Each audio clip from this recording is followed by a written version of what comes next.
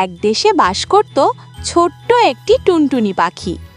সে দেশের রাজার বিশাল বাগানের এক কোণে ছিল তার ছোট্ট বাসা। একদিন রাজা তার সিন্দুকের টাকা রোদে শুকোতে দিয়েছিলেন।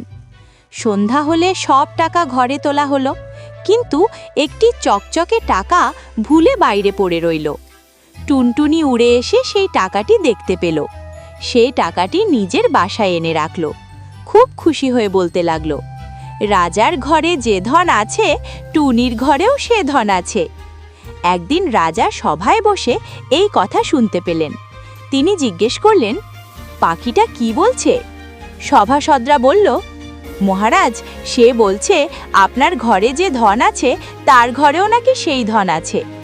রাজা হেসে বললেন, দেখো তো ওর বাসায় কি আছে।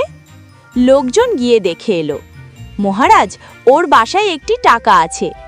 রাজা বললেন, সে তো আমারই টাকা, নিয়ে আয়। লোকজন টাকাটি এনে দিল। টুনটুনি খুব দুঃখ পেল। সে বলতে লাগলো, রাজা বড় ধনে কাতর, টুনির ধন নিলেন ভিতর। রাজা আবার হেসে বললেন, পাখিটা বেশ কথা বলে, যাও ওর টাকা ফিরিয়ে দাও। টাকা ফিরে পেয়ে টুনটুনি খুব আনন্দ পেল।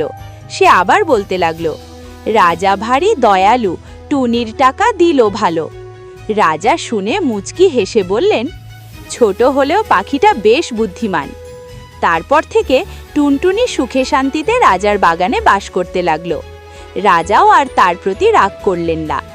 তারপর ছোট্ট বন্ধুরা, ভিডিওটাতে একটি লাইক করে দাও আর এমনই মজার মজার গল্প দেখতে চ্যানেলটি সাবস্ক্রাইব করে দাও।